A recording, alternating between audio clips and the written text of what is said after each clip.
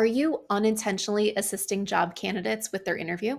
Are you telling job candidates exactly what you want to hear instead of them telling you the truth about their experience and skills? Many business owners believe they're being nice and being kind and courteous to candidates during the interview, but they're actually telling candidates exactly what they want to hear by giving away key information. This behavior does not help you really determine if a candidate is qualified for the job. While it might show whether they can listen and respond in real time, it's not showing you can they actually perform in the ways that they're telling you? Do they actually have the skills that they're telling you that they have? If you want a candidate who's going to show up and be the same person that they showed themselves to be in an interview, then you need to stop this behavior in your job interviews. In episode 217 of the Growing Your Team podcast, I break down why we need to stop rescuing candidates during their job interview and instead let them show up in a way that shows you their true skills and how they will show up for you if you hire them for the job. But let's break down some of those tips here so you can really learn what you might be doing wrong in your job interview, why it is causing things to not go right, and what you should do instead. It is human nature to fill silence. If someone asks a question and no one talks, it's uncomfortable, right? We want that silence filled.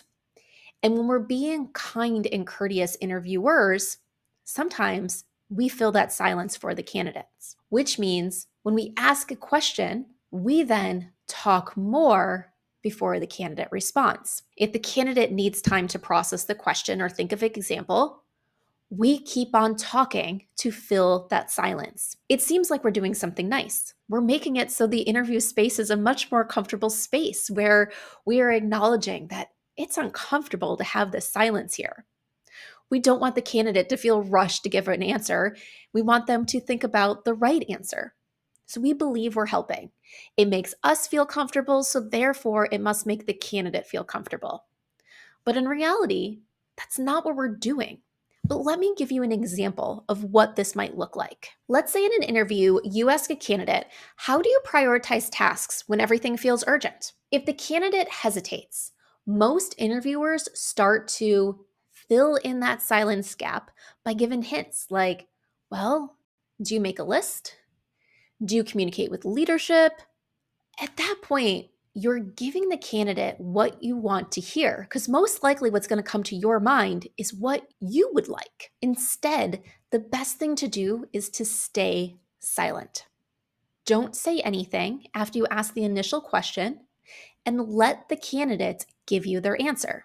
There might be some hesitation, there might be a pause, there might be silence as that candidate thinks, but that's okay. A qualified candidate is going to think of the answer that best aligns with what you're looking for.